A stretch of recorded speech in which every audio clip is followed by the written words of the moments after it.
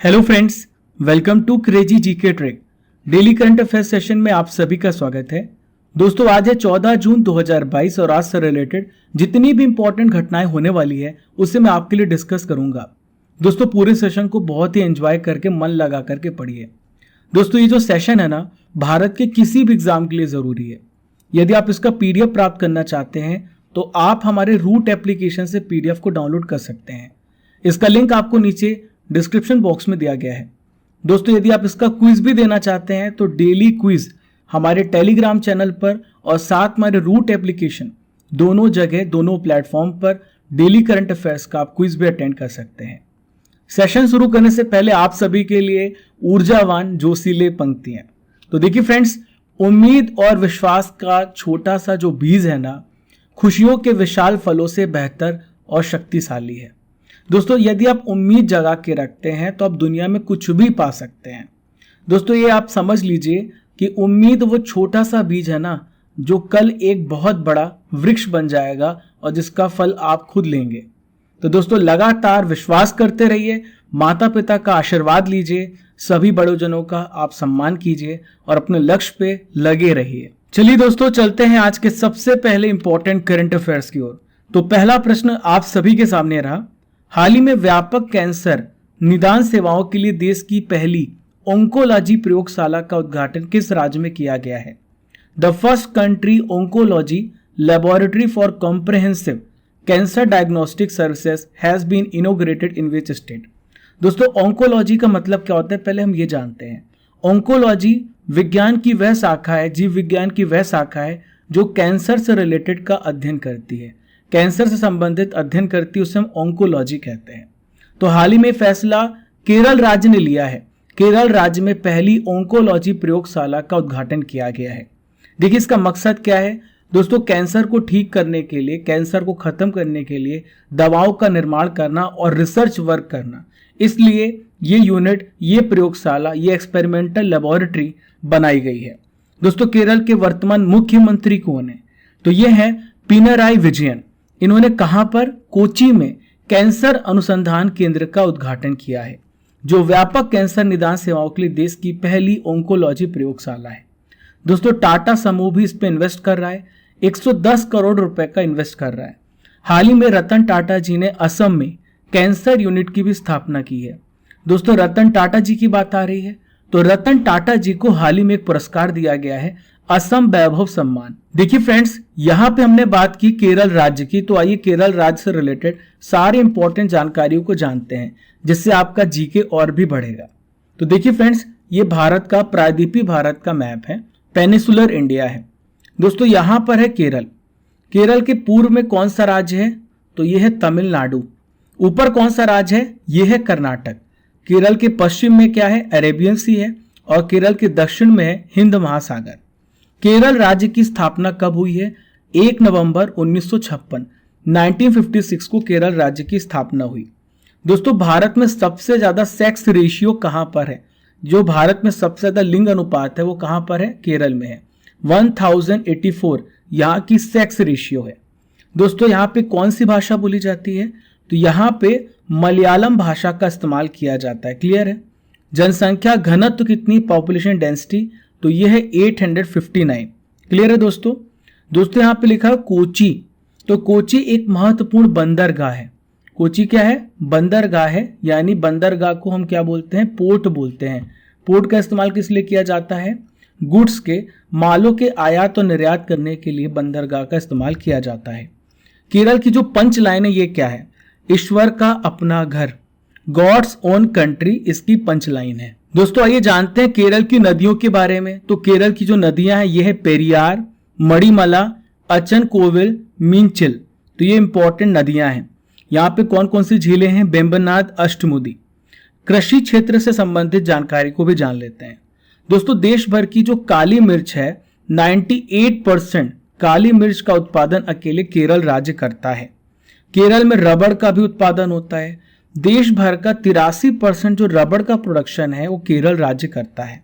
यहां पर आपको चाय, कॉफी, रबर, इलायची और मसालों के बागान, गार्डन भी मिलेंगे। चलिए दोस्तों, चलते हैं सेकंड इंपॉर्टेंट करंट अफेयर्स की ओर।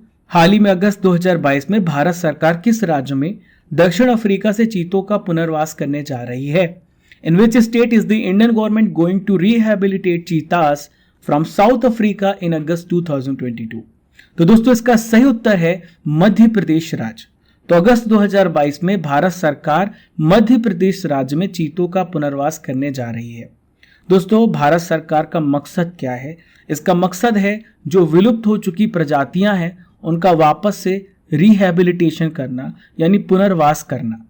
कहां पर किया जाएगा? मध्य प्रदेश में कूनो पालपुर राष्ट्रीय उद्यान में। अब आप सोच रहे होंगे कि कूनो राष्ट्रीय उद्यान कहां पर है, तो मैं आपको बता देता हूं, ये मध्य प्रदेश के श्योपुर जिले में। कहां पर है?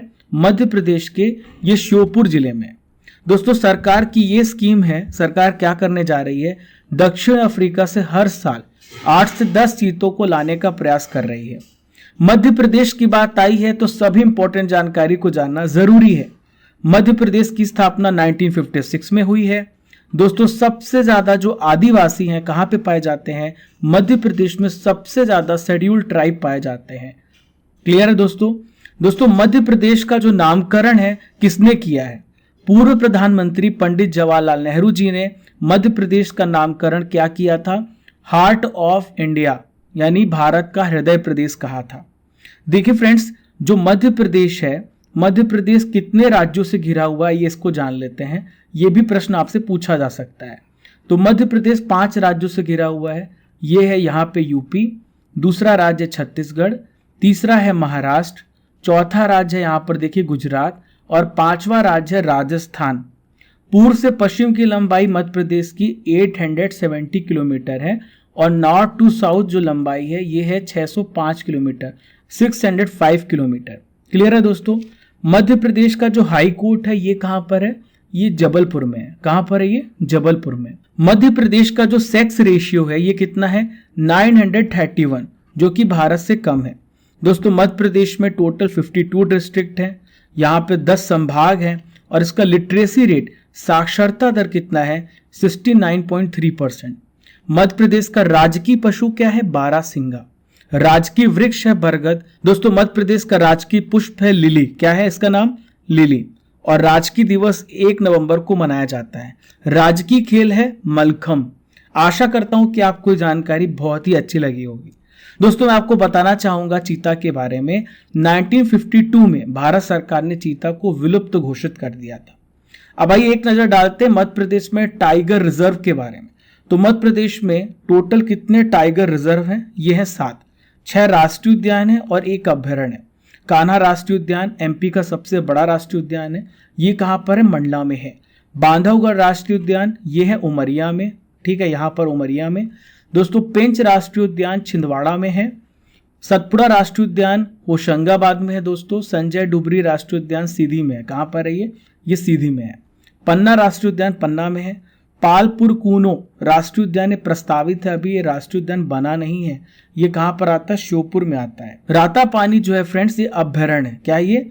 अभ्यारण्य। ये भी टाइगर रिजर्व के अंदर आता है, ये रायसेन में है। चलिए दोस्तों चलते हैं थर्ड इंपॉर्टेंट करंट अफेयर्स की ओर। हाल ही में केंद्रीय वित्त मंत्री, क्या नाम है इनका? निर्मला सीतारमण नाम है। इन्होंने राष्ट्रीय सीमा शुल्क और जीएसटी धरोहर का उद्घाटन किया। तो कहां पर किया है? Union finance minister Nirmala Sitharaman inaugurated the national customs and GST heritage. तो कहां पे किया फ्रेंड्स? गोवा में। गोवा राज्य में हाल ही में इसका उद्घाटन किया है। देखिए इसका मकसद क्या है मैं आपको बताता हूं। दोस्तों इस धरोहर का मकसद है देश में अपनी तरह का एक ऐसा म्यूजियम बनाना जो भारतीय सीमा शुल्क के द्वारा जब्त की गई है। दोस्तों भारतीय सीमा शुल्क ये क्या होता है? इसे हम बोलते हैं कस्टम ड्यूटी। कस्टम ड्यूटी कैसे लगता है? तो कस्टम ड्यूटी गुड्स पे लगता है जब दोस्तों किसी भी माल को आयात या फिर निर्यात किया जाता है, जब किसी गुड्स को इंपोर्ट किया जाता है या फिर एक्सपोर्ट किया जाता है देश से, तो कस्टम ड्यूटी वो देश लगाती है। नेक्स्ट इंपॉर्टेंट करंट अफेयर्स ये रहा दोस्तों, ध्यान से सुनिएगा। हाल ही में आरबीएल बैंक के मैनेजिंग डायरेक्टर और सीईओ कौन बने हैं? Who has become the MD and CEO of RBL bank? दोस्तों इनका नाम है आर सुब्रमण्य कुमार। आर सुब्रमण्य कुमार की नियुक्ति किसके द्वारा की गई? भारतीय रिजर्व बैंक के द्वारा। कितने साल के लिए? 3 साल के लिए। इनके बारे में बात करें तो ये सरकारी इंडियन ओवरसीज बैंक के पहले पूर्व प्रबंध निदेशक और मुख्य कार्यकारी निदेशक हैं। आरबीएल बैंक की बात करें तो इसकी स्थापना कब हुई? 1943 में, और इसका हेडक्वार्टर कहां पर है? मुंबई में। डियर स्टूडेंट्स, यहां पे हमने बात की अपॉइंटमेंट की, तो आइए हाल ही में हुई इंपॉर्टेंट अपॉइंटमेंट के बारे में आइए डिस्कस करते हैं। सबसे पहले बात करेंगे संयुक्त राष्ट्र की अपर महासचिव, ये है रबाब फातिमा। हाल ही में मनरेगा के लोकपाल बनाए गए, मैंने आपको कल ही पढ़ाया है। इनका नाम है एनजे ओझा। मयंक कुमार अग्रवाल को क्या बनाया गया है? प्रसार भारती का अतिरिक्त सीईओ बनाया गया है। सीबीएसई के अध्यक्ष बनाया गया है निधि छिब्बर को। इंडो यूके कल्चर प्लेटफॉर्म के ब्रांड एम्बेसडर किन्हें बनाया गया? AR रहमान जी को। कैप्टन राजेश उन्नी, इन्हें समुद्री भ्रष्टाचार रोधी नेटवर्क का उपाध्यक्ष नियुक्त किया गया है। चलिए दोस्तों, चलते हैं अगले इंपॉर्टेंट करंट अफेयर्स की ओर। हाल ही में गांजा मरीजुआना के उपयोग को वैधता प्रदान करने वाला पहला एशियाई देश कौन सा बना है? Which has become the first Asian country to legalize the use of marijuana? तो दोस्तों, गांजे का जो उपयोग है हाल ही में थाईलैंड ने वैधता दी है। दोस्तों, थाईलैंड ने केवल आपको किस लिए वैधता दी है? चिकित्सा क्षेत्र के लिए, यानी कि मेडिसिन क्षेत्र के लिए, मेडिसिनल पर्पस के लिए, यूज के लिए गांजे का उपयोग किया जा सकता है। देश में गांजे की खेती करने को भी इसने क्या कर दिया? लीगल कर दिया है। लेकिन फ्रेंड्स, थाईलैंड की सरकार ने यह भी चेतावनी दी है कि पब्लिक में गांजे का इस्तेमाल नहीं किया जा सकता और ये अवैध है। गांजे से जो निकला हुआ तेल है वो भी अवैध माना जाएगा। दोस्तों, यहाँ पे हमने बात की है थाईलैंड की, तो आइए थाईलैंड की लोकेशन को देखिएगा। ये है थाईलैंड, देख पा रहे हैं आप? थाईलैंड की कैपिटल क्या है? बैंकॉक। क्या है? बैंकॉक। थाईलैंड की ईस्ट में कौन कौन से देश हैं? तो ये है लाओस, दूसरा देश है कंबोडिया। क्लियर है दोस्तों? देखिए नेक्स्ट यहाँ पर बात करेंगे म्यांमार की, तो वेस्ट में है म्यांमार, और साउथ में कौन सा देश है? साउथ में यानी इसके दक्षिण में मलेशिया है। क्लियर है? तो थाईलैंड के प्रेजेंट में जो प्राइम मिनिस्टर है, इनका क्या नाम है? तो इनका नाम है प्रयुत चान ओचा। क्या नाम है इनका? Prayut Chan Ocha. क्लियर है फ्रेंड्स? प्रेजेंट में इसकी जो करेंसी है वो क्या है? थाई बात। क्या है? थाई बात। सिक्स्थ इंपॉर्टेंट करंट अफेयर्स आप सभी के सामने रहा। अजरबैजान ग्रैंड प्रिक्स 2022 को हाल ही में किसने जीता है? Who has won the Azerbaijan grand prix 2022? तो दोस्तों, इसे मैक्स वेरस्टेपन ने जीता है। देखिए फ्रेंड्स, यहाँ पे और भी ऑप्शन है। कई बार प्रश्न पूछा जाता है खिलाड़ियों से संबंधित देशों के बारे में। तो मैक्स वेरस्टेपन किस देश के खिलाड़ी हैं? तो दोस्तों, ये नीदरलैंड के प्लेयर हैं। किस देश के प्लेयर हैं? ये नीदरलैंड के प्लेयर हैं। सर्जियो पेरेस, ये मैक्सिको के प्लेयर हैं। दोस्तों, यहाँ पे और भी ऑप्शन है। लुइस हैमिल्टन और जॉर्ज रसल, ये दोनों किस देश के हैं? ये ब्रिटेन के प्लेयर हैं। तो दोस्तों, ब्रिटेन के प्लेयर है, याद रखिएगा, ठीक है। मैक्स वेरस्टेपन किसके लिए रेसिंग करते हैं? रेडबुल के लिए रेसिंग करते हैं। इन्होंने अपने करियर का 25वां जीपी जीत लिया है। अजरबैजान जीपी में मैक्स वेरस्टेपन ने पहला स्थान हासिल किया। दूसरे स्थान पर कौन थे? Sergio Perez. तीसरे स्थान पे जॉर्ज रसल थे और चौथे स्थान पर लुइस हैमिल्टन थे। देखिए फ्रेंड्स, यहाँ पे बात आई है अजरबैजान की, तो आइए लोकेशन में देख लेते हैं कि अजरबैजान कहाँ पर आता है। तो देखिए फ्रेंड्स, ये है अजरबैजान। अजरबैजान जो है किन किन पड़ोसी देश से घिरा हुआ है, आइए इस पर भी चर्चा कर लेते हैं। तो देखिए फ्रेंड्स, ये अजरबैजान, तो अजरबैजान की ईस्ट में कौन सा सागर है? ये है कैस्पियन सी। क्या नाम है इसका? कैस्पियन सी। क्लियर है दोस्तों? अजरबैजान के उत्तर में कौन सा देश है? तो ये है रशिया। अजरबैजान के नॉर्थ वेस्ट में कौन सा देश है? नॉर्थ वेस्ट यानी उत्तर पश्चिम में कौन सा देश है? तो ये है जॉर्जिया। कौन सा देश है? जॉर्जिया। आर्मेनिया और यहाँ पे टर्की है, तो आर्मेनिया और टर्की इसके वेस्ट में है। आर्मेनिया और टर्की कहाँ पर है? इसके पश्चिम में है। अजरबैजान के साउथ में कौन सा देश है? तो यह है ईरान। दोस्तों, अजरबैजान की कैपिटल क्या है? तो अजरबैजान की कैपिटल है बाकू, और ये राजधानी के साथ साथ अजरबैजान का सबसे बड़ा शहर है। देखिए friends, next important current affairs आप सभी के सामने रहा। हाल ही में किस देश ने अनुभवी राजनयिक चो सून हुई को अपनी पहली महिला विदेश मंत्री नियुक्त किया है? तो हाल ही में फैसला लिया है नॉर्थ कोरिया, यानी उत्तर कोरिया ने। दोस्तों, आपने उत्तर कोरिया के बारे में तो बहुत सारी इंपॉर्टेंट न्यूज सुनी होगी, बहुत सारे फैक्ट्स सुने होंगे, मैं भी आपको कुछ इसके बारे में अमेजिंग फैक्ट्स बताऊंगा जो आप जान करके हैरान हो जाएंगे। दोस्तों ये जो बात करें हम चो सून हुई, ये किनका स्थान लेंगी? तो ये पूर्व सैन्य अधिकारी री सोन गुआन का स्थान लेंगी। री सोन गुआन जो है दक्षिण कोरिया के साथ बातचीत का इन्होंने नेतृत्व किया था। दोस्तों आए दिन नॉर्थ कोरिया और साउथ कोरिया के बीच में बाउंड्री की टेंशन चलती रहती है। देखिए फ्रेंड, चो जो है पूर्व में उत्तर कोरिया के उप विदेश मंत्री के रूप में इन्होंने कार्य भी किया था। उत्तर कोरिया का जो राष्ट्र ध्वज है इसका क्या नाम है? Kim Jong Un. क्या नाम है? Kim Jong Un. दोस्तों यहाँ पे आप नाम सुन रहे हैं किम जोंग उन, ये वही सन की शासक है। दोस्तों नॉर्थ कोरिया एक ऐसा देश है जो आए दिन किसी न किसी देश की मीडिया की सुर्खियों में बना रहता है। ये एक ऐसा देश है जिसे परमाणु परीक्षण करने का भूत सवार रहता है। दोस्तों आइए इसके बारे में कुछ इंपॉर्टेंट जानकारी मैं आपको बता देता हूँ, आप जान करके हैरान हो जाएंगे। नॉर्थ कोरिया के जो नागरिक है जीन्स नहीं पहन सकते, इसमें पुरुष और महिलाएं दोनों शामिल हैं। अगर कोई नागरिक इस नियम को नहीं मानता, नियम के खिलाफ काम करता है, तो उसे कड़ी सजा सुनाई जाती है। दोस्तों नॉर्थ कोरिया के बारे में मैं आपको एक और बात बता दूं, यदि कोई भी नागरिक किसी जुर्म में लिप्त पाया जाता है और उसका जो जुर्म है ना, वो नॉर्थ कोरिया के हिसाब से सजा उसको मिलेगी। दोस्तों आप जान के हैरान हो जाएंगे कि 3 पीढ़ियां उसकी सजा भुगतेंगी। नॉर्थ कोरिया में एक और बड़ा कानून बनाया गया है, अगर कोई कोरियावासी बाइबल पढ़ते पकड़ा जाता है तो उसे सिर्फ और सिर्फ मौत की सजा मिलती है। नॉर्थ कोरिया का सबसे क्रूर शासक जो है वो है किम जोंग उन। इसे क्रूर क्यों कहा जाता है? क्योंकि इसने अपने चाचा को जिंदा ही 120 कुत्तों को खिलाकर मरवा दिया था। देखिए फ्रेंड्स, यहाँ पे मैप में आपको बता देता हूँ नॉर्थ कोरिया की लोकेशन के बारे में। ये है चाइना, यहाँ पर है नॉर्थ कोरिया। नॉर्थ कोरिया की कैपिटल है प्योंगयांग। कौन सी करेंसी का इस्तेमाल किया जाता है? Korean people's won. यह है साउथ कोरिया, साउथ कोरिया की कैपिटल है सियोल। यह है सी ऑफ जापान। यह है एलओसी, जहां पर आए दिन चाइना और अन्य देशों के बीच में विवाद चल रहा है। चाइना यहां पर अपना कब्जा जमाता है, और भी देश हैं जो येलो सी से लगे हुए हैं, जिसकी वजह से चाइना और इन देशों के बीच में टेंशन चल रही है। चलिए दोस्तों चलते हैं 8th इंपॉर्टेंट करंट अफेयर्स की ओर।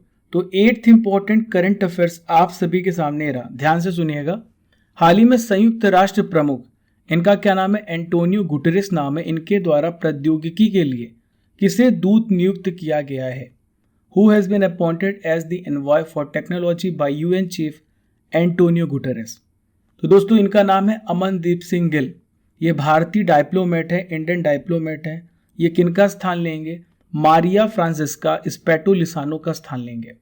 अमनदीप सिंह गिल CEO है प्रोजेक्ट के। इस प्रोजेक्ट का क्या नाम है? International digital health and artificial intelligence research collaborative project. दोस्तों मैं आपको बता दूं ये कहाँ पर ये प्रोजेक्ट किसके द्वारा चलाया जा रहा है? Graduate institute of international and development studies जो कि जिनेवा में है, ये प्रोजेक्ट इसके द्वारा चलाया जा रहा है। अमनदीप सिंह गिल 2016 से लेकर 2018 तक जिनेवा में एक सम्मेलन हुआ, इसे कहते हैं निरस्त्रीकरण सम्मेलन, डिसआर्मामेंट सम्मेलन। क्लियर है? डिसआर्मामेंट कन्वेंशन। तो भारत के राजदूत और स्थायी प्रतिनिधि चुने गए। दोस्तों निरस्त्रीकरण का मतलब क्या होता है? इसका ये अर्थ होता है हथियारों के इस्तेमाल में कमी लाना या पूर्णतः प्रतिबंध लगाना। चलिए दोस्तों चलते हैं 9th इंपॉर्टेंट करंट अफेयर्स की ओर। अंतर्राष्ट्रीय एल्बिनिज्म जागरूकता दिवस कब मनाया जाता है? When is international albinism awareness day observed? तो हर साल 13 जून को यह दिवस मनाया जाता है। क्यों मनाया जाता है दोस्तों? इसका उद्देश्य क्या है? एल्बिनिज्म या फिर रंगहीनता के बारे में लोगों को जागरूक करना। दोस्तों बहुत ही भयानक बीमारी है, मैं इसके बारे में आपको बताता हूँ, ध्यान से सुनिएगा। दोस्तों एल्बिनिज्म जो है जन्म के समय से ही होता है।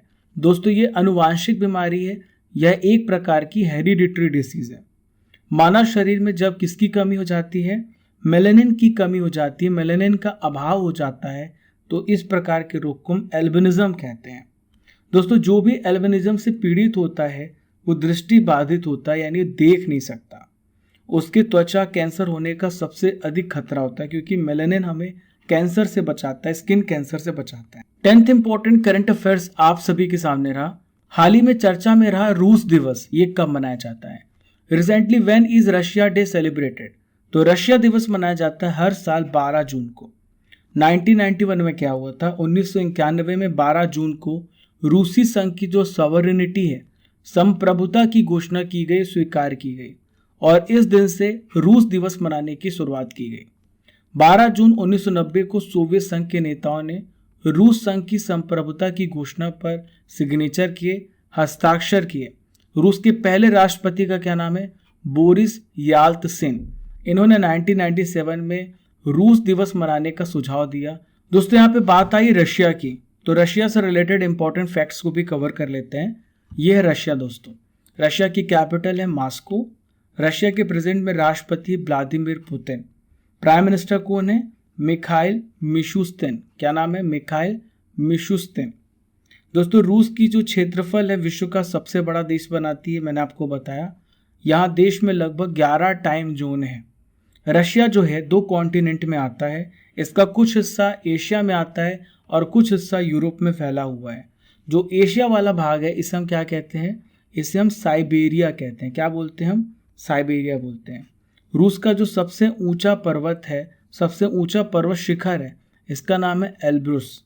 प्रमुख झीलों की बात करें तो यहाँ पे कैस्पियन सागर है और लेक बैकाल। करंट अफेयर्स की रसमलाई यानी 2021 के इंपॉर्टेंट प्रश्नों को आइए डिस्कस करते हैं। तो पहला प्रश्न ये रहा, द मॉर्निंग कंसल्ट की सर्वे में दुनिया के सबसे लोकप्रिय नेता के रूप में हाल ही में नरेंद्र मोदी जी को चुना गया।